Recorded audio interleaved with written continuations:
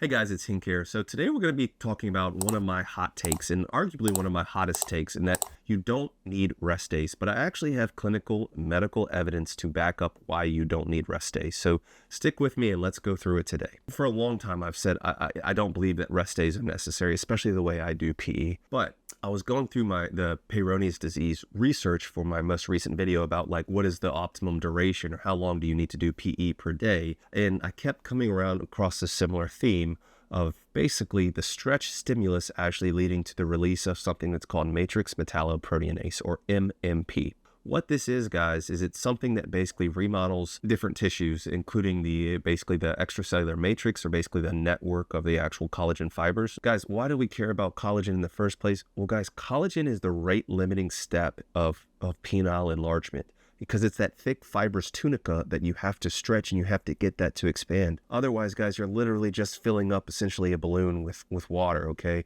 So the amount of like expansion is based on basically how thick and how resistant that balloon is to stretching. So guys, why do we care about MMP? Well, it helps to break down collagen and remodel collagen. And the rate limiting step of the tunica albuginea, or that basically thick fibrous sheath in the penis, is made of types 1, 3, and 4 collagen. This MMP could help us remodel that collagen and allow for more expansion. And so, guys, part of the evidence for this is in something that's called Dupuytren's contracture, okay?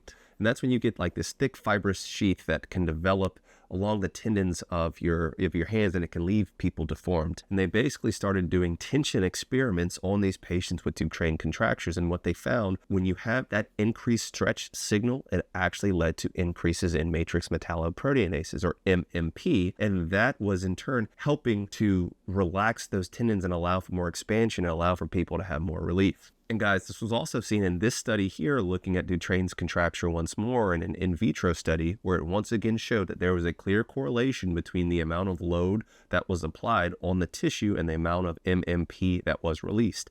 Once again, guys, this MMP is going to be a good thing to help with tissue remodeling. And so what many of you all might not know is that Dupuytren's contracture actually led to a lot of the research for Peyronies disease. The actual pathophysiology between Dupuytren's and Peyronies disease is actually very, very similar process. As a result, they started looking at using tension when it comes to people with plaques from Peyronies disease. And what they found, like in this study here, I'm going to read you this quote. For instance, Chung et al. Identified distinct changes in the makeup of the extracellular matrix, or the collagen network of fibers, when forces were applied to Peyronies disease cells, including a decrease in myofibroblast activity and an upregulation of that MMP, guys, which is what we want to see. So here's another study here looking at basically Peyronies disease and Mechano transduction. And basically Mechano transduction, once again, is basically just that stretch, that extender stimulus, and what that effect that has on the cells. But what they saw was that it reduced myofibroblast activity, increased matrix metalloproteinase activity. You can even see evidence of increased what we call cellular proliferation.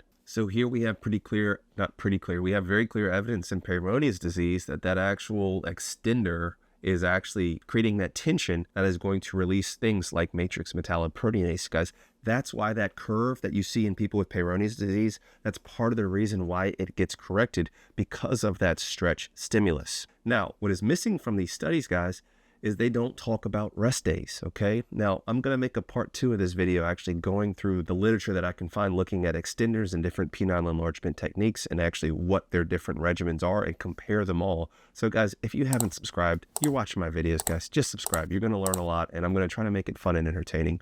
But I digress. You don't see any of these rest days. And from a physiologic perspective, it doesn't really make sense to have a rest days when the more stress that you have, the more of that matrix metalloproteinase you're going to release, and the more of that collagen breakdown you can potentially have. But I'm not done yet. And guys, we're talking about the different like fibroblasts and scar formation and Peyronies disease. You guys are doing all this pulling and tugging and extending, or you just want to minimize your risk of Peyronies disease and maximize your penile health in general, then you should check it out. But guys, what we also see is that in vascular tissue, which if you haven't watched my video where I break down actually the collagen stress response signal, you should really check that out after this. But what we see is that even when we're talking about in vascular tissue, when you have that mechanical stress or that stretch stimulus, now this is mostly when we're talking about different blood pressure or pressure changes in the arteries, guess what you see, guys?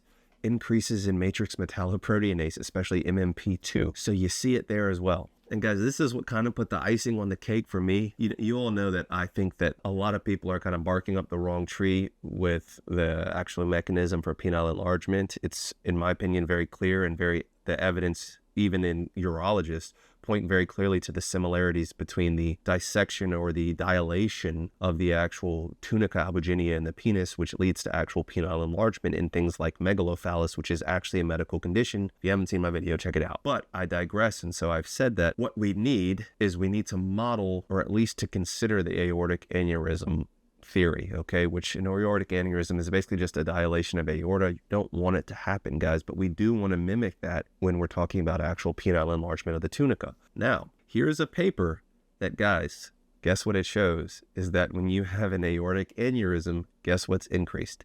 Matrix metalloproteinase, and it talks about the different signals that are released in your body that actually lead to the increase in matrix metalloproteinase, which leads to that chronic dilation over time. There is a big difference between an aortic aneurysm and actual penile dilation, especially the fact that we're doing this in moderation and we're allowing time for cellular proliferation and ultimately strengthening the actual tunica with time, which is going to, not strengthening in the sense that it's going to limit growth, but strengthening in the sense that it's going to minimize your risk of penile fracture. And I talk about that all in that other stretch video where I talk about the collagen stretch response, if you want to watch that to make yourself feel better. So guys, what are my takeaways? Before I get into my takeaways, guys, if you want to actually learn how to enlarge your member with actual medical science and actually literature-based recommendations, my enlargement course is live now, guys. I'm helping literally thousands of guys enlarge their members. So if you're interested and you want to participate, the link is below. But my takeaways are